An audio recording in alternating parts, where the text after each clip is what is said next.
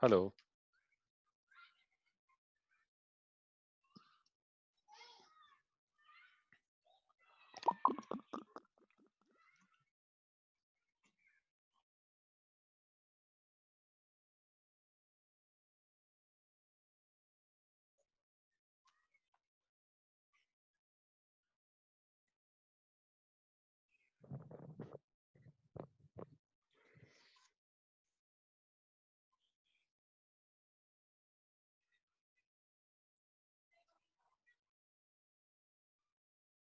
Hi, Ruhi. I think you can hear me.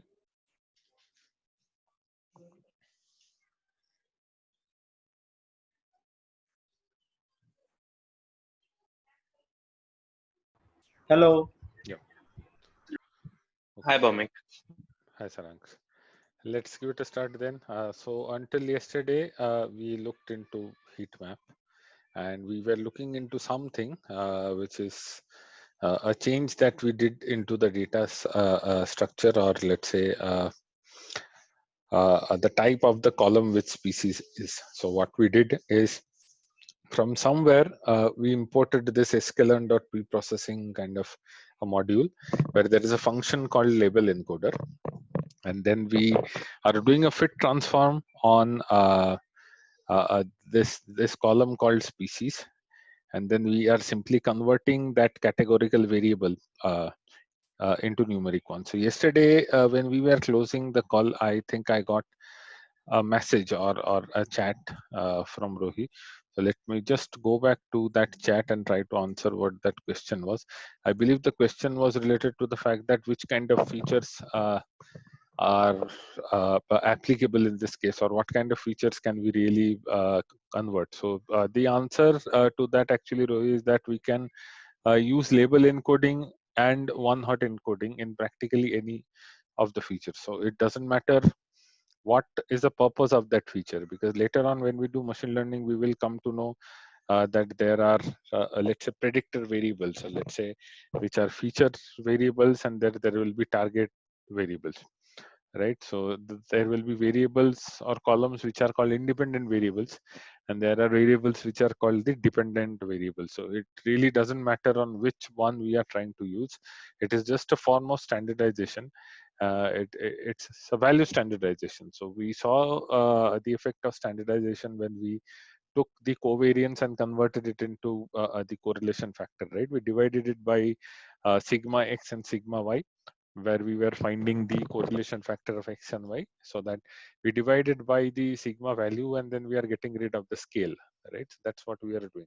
So in the same way, what we are doing over here by this function called fit transform in the label encoder, which we are going to explain now before I proceed with the rest. So we are simply converting a categorical variable into a numerical variable. Now my question is, at later stage we will see obviously that we will be doing these kind of activities into machine learning, but when we do actually machine learning or any kind of, let's say, modeling, currently the libraries which are available, the ones that we regularly use, being it R or being it into Python, they are already capable of doing this activity by themselves. Okay, then what is the need?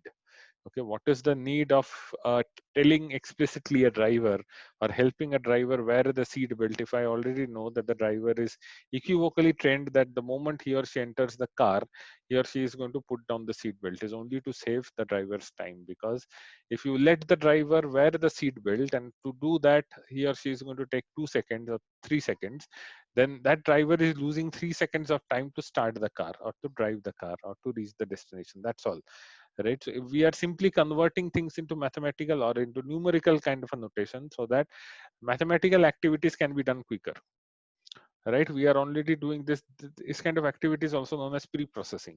These kind of terminologies will come when we do modeling, but then pre-processing in many cases is actually an optional thing to do, but it's a good thing to do. Okay, you will come to know about cases where it is really good to do pre-processing, because basically you are standardizing the value, right? So like you standardize covariance to correlation coefficient, the value came down in the range of -1 to +1. Here also you see the values in the range of 0 to 1, or it is into 0, 1 and 2, right? So you are simply standardizing the value, so it doesn't really matter on which kind of variable you are applying. But yes, usually There are certain cases in which one hot encoding is used, which is the other kind of encoding, and there are certain cases in which label encoding is used.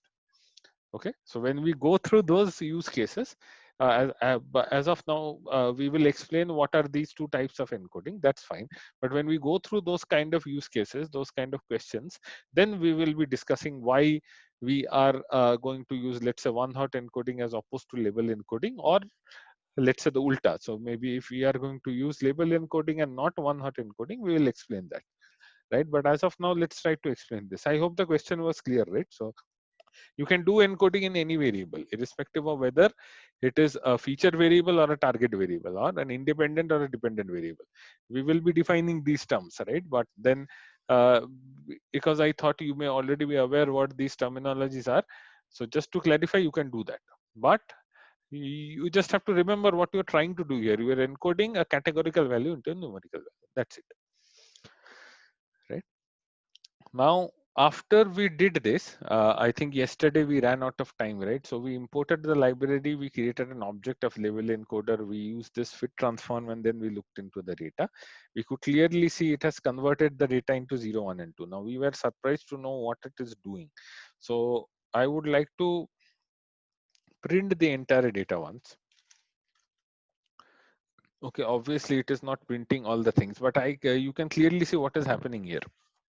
Okay, what is happening here? It is starting with 0, ending with 2. So I can clearly say that it has converted the first value of species as 0, the second value as 1, and the third value as 2 in the same order it found in the data. So that's a very important thing to remember. Let me open the CSV. And the first value, what is the first value? Setosa. So it found the first category of species to be Setosa. It marked that or labeled that as 0. Then the second one, it is searching for the second one. Here it is. So on the 52nd row, it finds the second one, which is versicolor. So it marks versicolor as 1. Then it goes to the next one. Where is the next one? Where is the next one? Here it is, right? So 102nd row, it finds Virginica being the third unique value. So it gives it a value of 2. So it starts with 0, 0, 1, 2, 3, 4, 5, and so on. Right? So this is how it is going to give the values. Okay, this is going to become a bit complicated for you to understand if there were mix and match of values. Okay, so let's say if I simply take an example, let's say in the first row we had Setosa, in the second row Setosa, third row Virginica. Right? If third row was actually Virginica, it would have converted Virginica here itself. Right? It would have given Virginica the number 1 at this position only. But let's say uh, uh, Virginica in our case is at the end, so that's why it has given it the value 2. So the value 2, which is represented over here, right? This is the Virginica value or the species. So this is how it is doing the encoding. Okay. The moment it finds the first value or the first category in the categorical variable, it gives us a value 0. The second of the category, it gives it the value 1. And the third, it gives it the value 2, and so on and so forth, until all the categories of the categorical variable are converted from string or object into a number, right? Now this number is going to be a whole number. It's 1, 2, 3, 4, 5.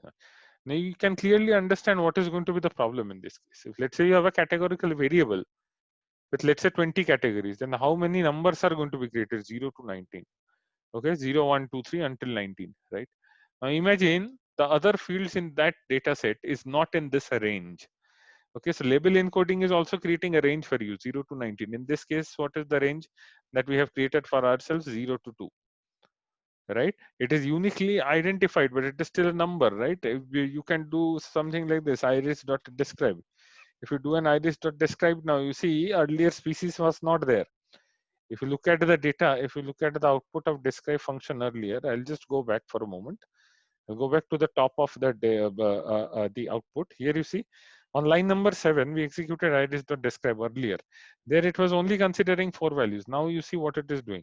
It is considering species also as a numerical value, obviously because it has a numerical number, right? And then it is calculating the mean, the standard deviation, the median, the 75 percentile, and the max value. right? So clearly there are no outliers over here as well. But my point is, it is treating it as a numerical value. So in some analysis, if the categories present in the categorical variable are ranging, I don't know, maybe the number of distinct values are like 45. In that case, do you really think label encoding is going to help you? The answer is no. Why is that not going to help you? Because now you are creating a numeric field ranging from 0 to 49, provided you have 50 unique values in that categorical column, right? I hope we could understood, or we can understand the example, right? So in this case, label encoding is not going to be the solution. The solution is going to be something else. So let's see what that solution is going to be. That solution is otherwise known as one-hot encoding. So let's say I had the species column, right, which has 3 values. Okay, I have Setosa, I have, let's say, versicolor, and I have, let's say, virginica. I would like to convert these values into numbers. What I have done in my simplistic case right now, I have used label encoding, and label encoding finds the first value, gives it a label. Finds the second unique value, gives it a label. Find the third unique value, gives it a label. What one-hot encoding, or let me write it as OHE, what one-hot encoding is going to do, it's not going to do that. It's going to first of all count how many values are here, how many unique values are here. 3, right? You can get this output from value counts. So it can also calculate what are the distinct values in the list. It gets a value of 3. What it is going to do, rather than imputing values in one column, it's going to now create 3 columns for you. 3 new columns will be created in the data set with the same name as the value and the column name added together. So it's going to create a column called species underscore Setosa, species underscore, it's a virginica, and the third one will be species underscore virginica, right? In this case, how is it going to represent the number as? If the first row represents to Setosa, it's going to mark 1 in the Setosa column. The rest both will be 0. If the second row represents a versicolor flower, then it's going to mark the second column, second row as 1. Everything else will be 0. And similarly, if the third row represents to virginica, these first 2 column value in the third row is going to be 0. The third one is going to be 1. You see the advantage here? The advantage here is, irrespective of how many unique values you have in the categorical field, you can still maintain a range up to 0 to 1. That's the standardization difference which is happening here. You see, had it been the case here, we had 30 unique values, this list would have gone to 29. So now you will get a numerical field ranging from 0 to 29. In this case, what is happening?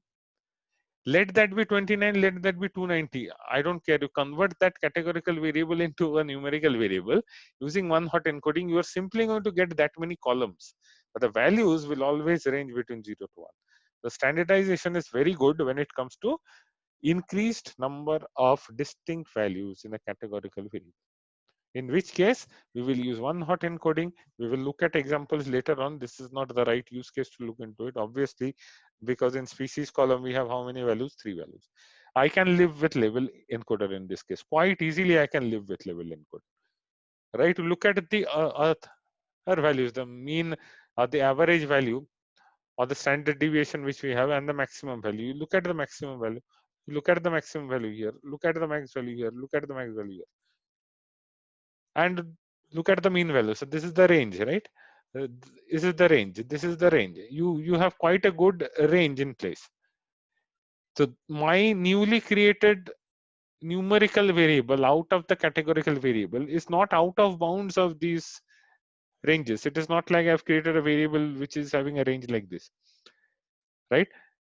0 to 29, if we had created a variable with the range of 0 to 29, then that would have been a problem, because no other feature is actually matching with that range, right? Right? I hope we got the idea, right? But this is just one of the things, and as I have clearly mentioned you earlier in the last class as well, we skipped a little bit we did this kind of an activity so that we can create this correlation matrix or this correlation table, so that we can understand what is that one variable or two variable which is having most impact. And clearly it is this value and this value, right? So species, if I look at species column, this value refers to petal length, this value refers to petal width, this value refers to sepal length. These three values are really giving me very good positive things. Obviously, petal length and petal width are the winners. Sepal length is also not bad. If you round that, it will be 80%, right? So it's closer to 0.78. It's not bad at all. But if you look at sepal width, it's minus 0.4. It is not very highly positive, not very highly negative. This is going to bias my results at a later stage, right? So that is the importance of finding the correlation table. Okay, you can clearly understand which variables are going to make your data biased or make your data varied. And this is a concept which we are going to learn at a later stage, otherwise known as bias variance trade-off. We need to understand how much bias we can allow, how much trade-off we can allow, or how much variance we can allow. It is somewhere related to correlation factor. It's not entirely related, but it can be analogically understood that if I have a variable which is not really correlated with the kind of finding that I want, then it's going to bias my outcome. So I'm going to get an outcome which is not really proper, right? I will try to make my level best efforts to make sure that my model is very good. Ultimately, the model is going to perform very well in the data or the sample that I've taken to create that model. And then when the model sees something new, it's not going to perform well, right? So that's not what we want. And we will look at these concepts at a later stage. But as of now, the clear-cut idea is we converted species into a numerical variable. We skipped ahead a few steps. We did that. The reason why we did that is to find these numbers, right? We can clearly see this. Now let's go back to our basic statistics, because that's what we are trying to do, right? So let's go back to basic statistics now, and later on maybe we are going to come back to many more of such things that we are going to do. Okay, now if I go back to statistics, something that I have already seen is the PDF. Okay, I have already looked into PDF. I have not looked into CDF. Okay, I don't know how CDF is going to be calculated, right? I'll have to find out how CDF can really be calculated. Okay, so for that I've already written a piece of code which I'm going to simply take and then I'm going to put it here, and then I'm going to explain that to you. So it is mainly using a function which is really important for us to understand, and then we will be able to create the cumulative distribution function using that one sentence. But then we have to do something so that we can really explain the difference between PDF and CDF. Now this kind of a visualization is really going to be helpful. Why? Because we are now going to see what is the actual reasoning behind being a difference between PDF and CDF, something which we have briefly looked into when we were going through the theory. But now that we are writing code, this will be really useful. So I have already copied the code. Let me just put some comments over here first. So now we will look at PDF and let's say and CDF of each of the features. Let's say we'll start with petal length. Okay. So I would like to start with, let's say, petal length, and this is my code. I would just make some small changes over here because I think some unnecessary enters I have actually given, and I would just remove some things which I don't need. Okay, so let's say this one. I don't really need this kind of a comment. I will put the comments later on because I need to explain you what is going on. Okay, and then I can show you what is going on over here. Okay, so what I am going to do is that here I am using a data frame which is iris underscore setosa.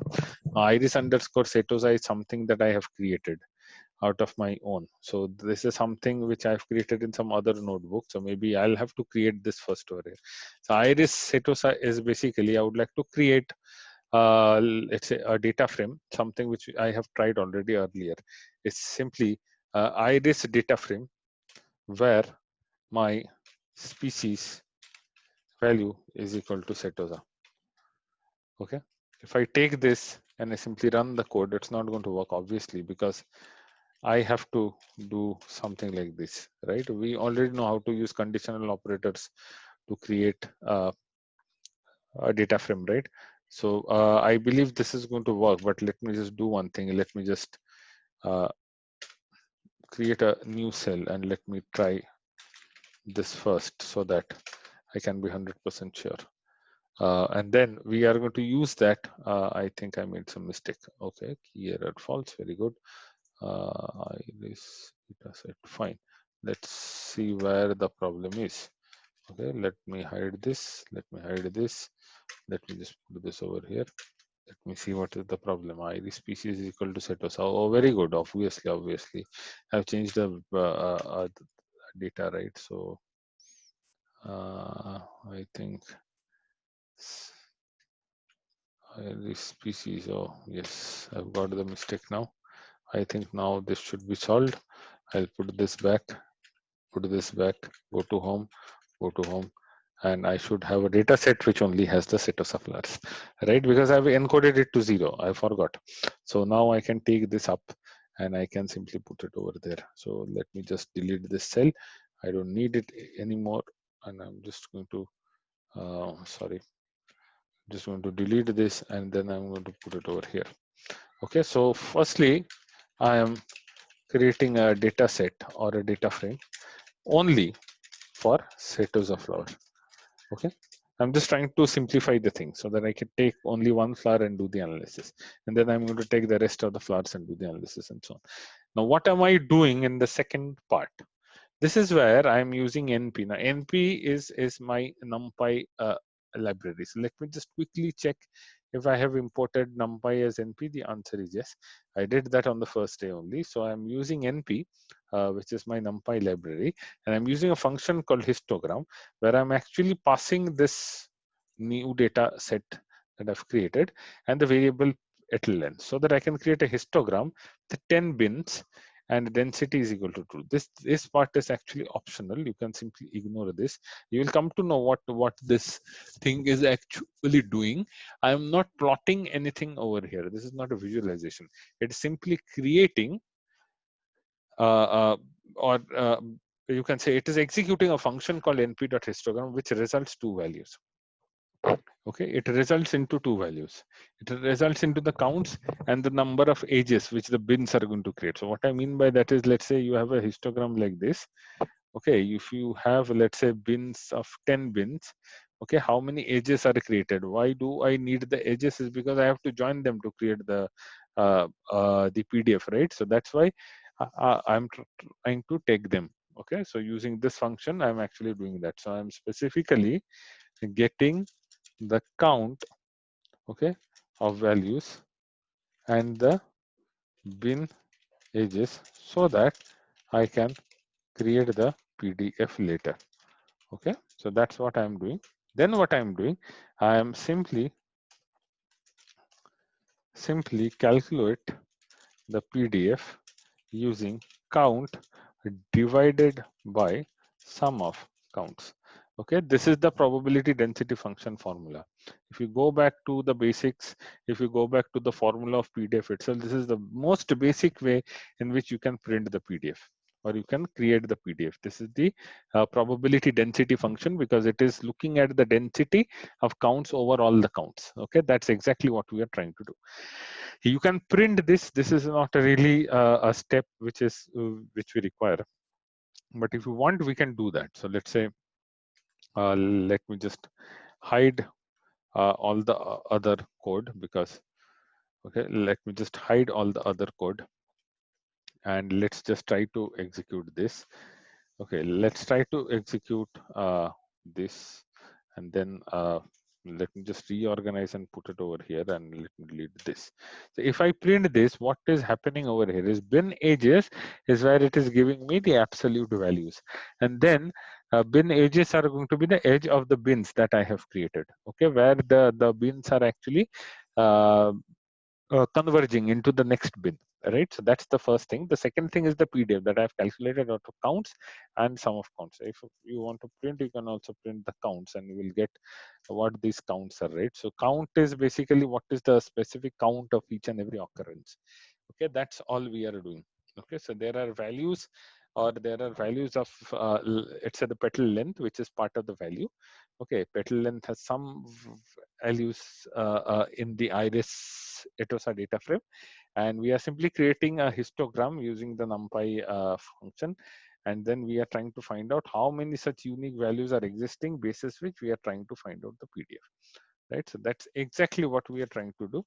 Let me just hide it over here and let's go over to the next step. Now we create the cumulative density function. So cumulative density function is nothing but a function which is there onto NumPy, which is known as cumulative summation. So cum sum, you simply pass your probability density function into np.cum sum, you get the CDF, right? Why is this so simple?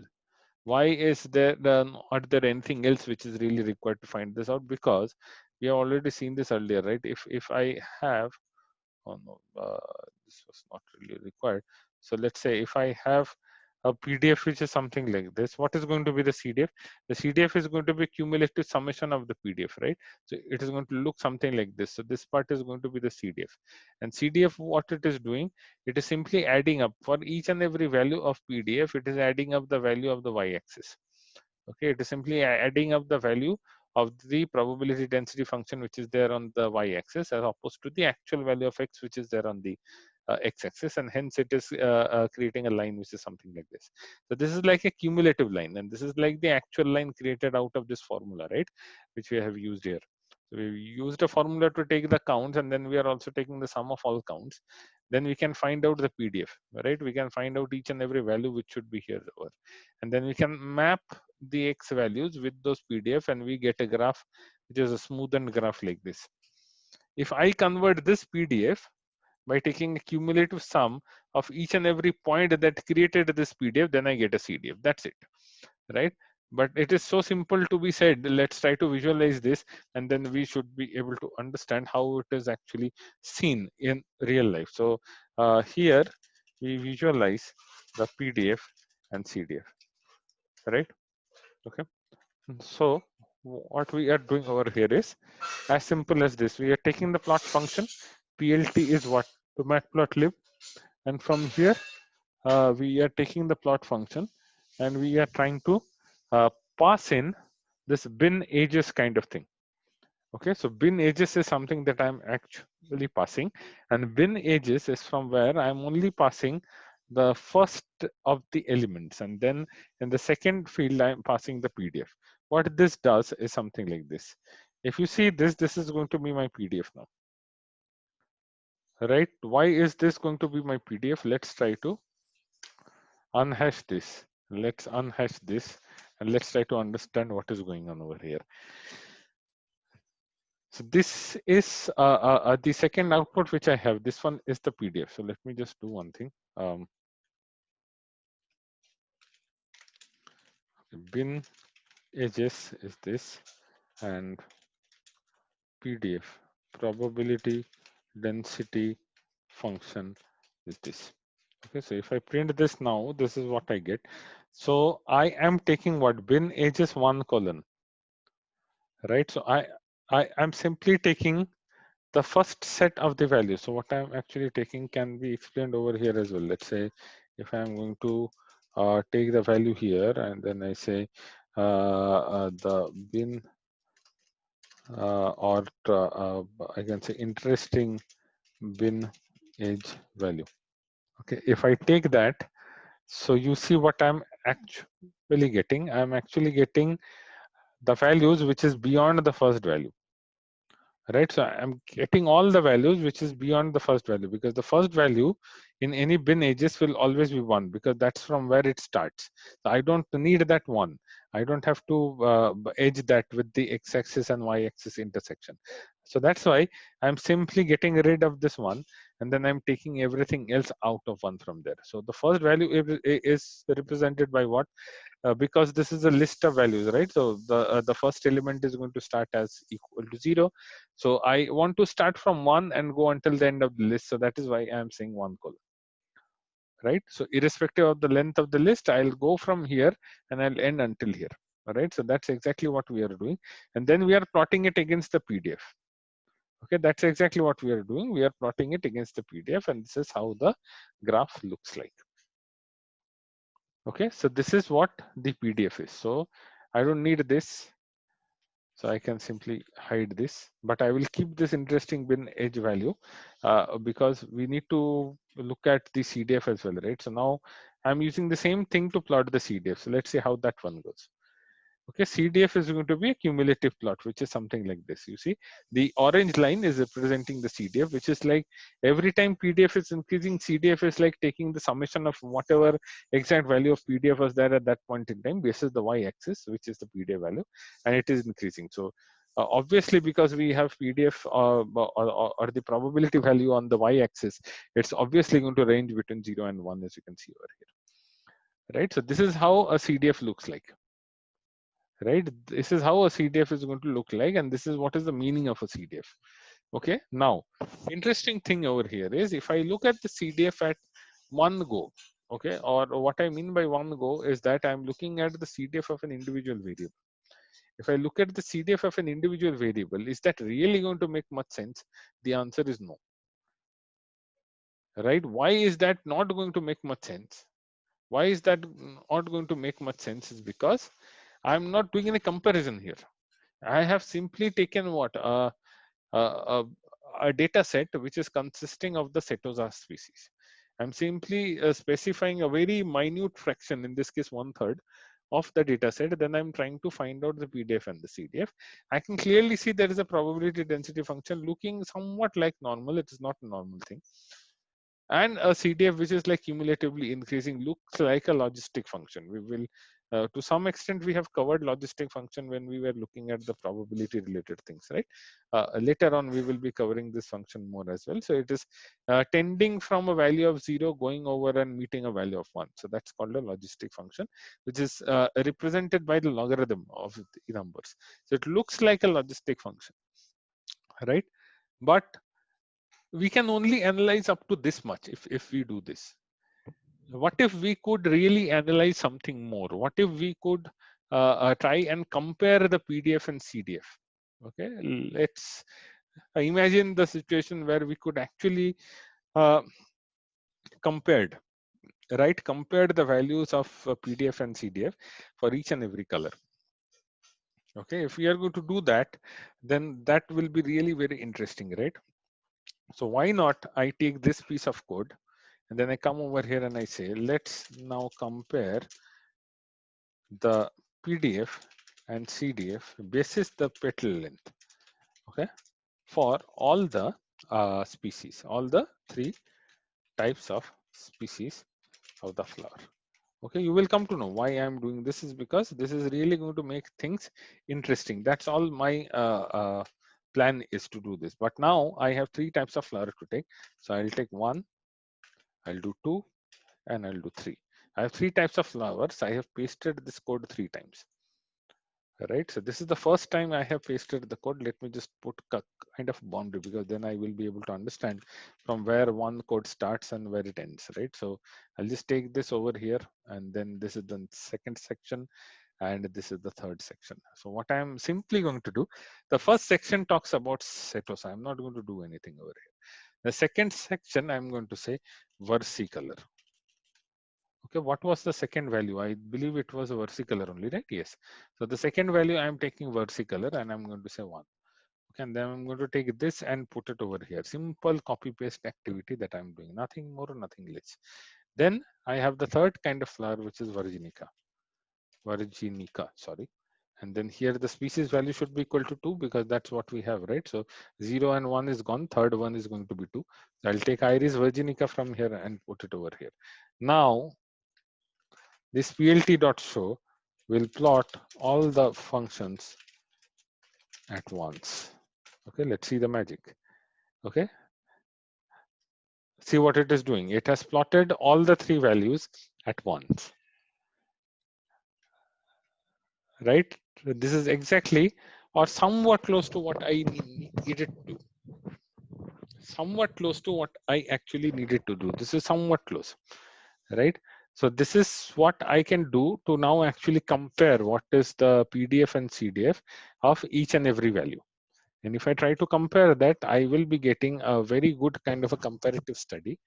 And using the comparative study, I should be able to do a lot of visual analysis on the data to understand what is going on. So example given, the first one, okay, the first one is the basis the setosa flower, second one is the virginica, third is the versicolor. So I see there is a steep increase, okay, steep increase in the second part, okay, on the CDF.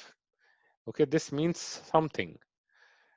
Okay, this means really something. Why it means something is because this is not the same as the first one. Here you see there is a logarithmic kind of a shape. If you are getting a good S kind of a shape that starts from 0, has a slant and then goes towards 1, this is really a good CDF. Why is this a good CDF? Practical experience.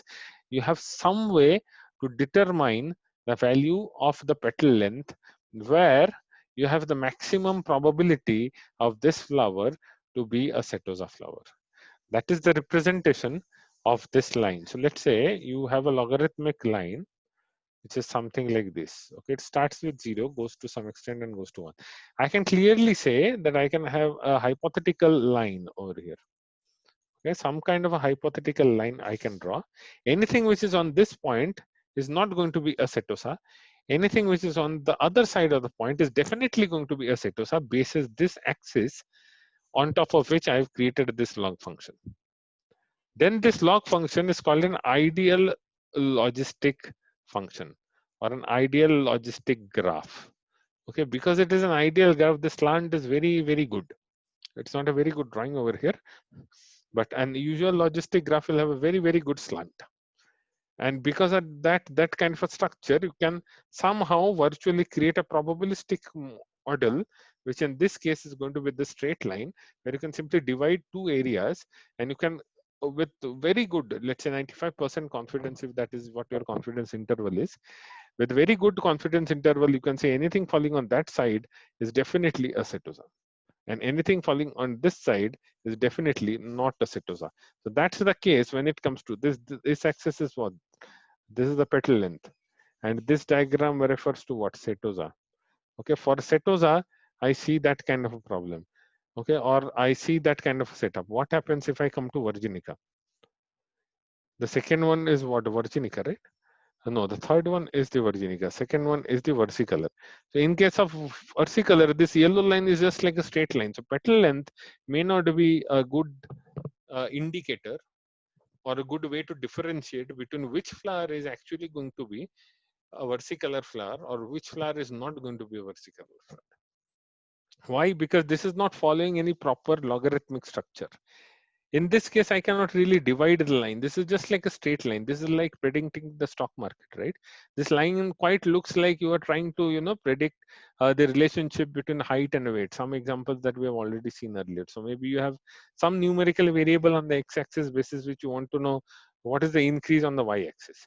In this case, it will be very difficult for you to find the area under the curve because area under the curve can only be found if you have a curve. In this case, you see it is almost near to a straight line, right? If you are going to consider everything near to a straight line, area under the curve will be everything under the straight line. So that is going to be a problem. Same cases, almost the same cases happening with the with the third case. I believe that is going to be virginica. Yes. So with the virginica case as well, that's exactly the same problem that I'm having here. So hence, this is going to be a problem. So I really can't do this. I mean, this is not good. This is not good because only setosa flower is a case where I can have a probabilistic model, right? But in the rest of the cases where I'm using, let's say, virginica or the versicolor cases, in that case, I am not able to find any clear-cut kind of a way to use a probabilistic kind of a model. Okay, some part of this will be very confusing for you right now, but you will come to know why we are doing this analysis at a later stage. Or maybe I can give you some intuition right now. If looking at the PDF and the CDF, I can decide what kind of a model is going to best suit my results.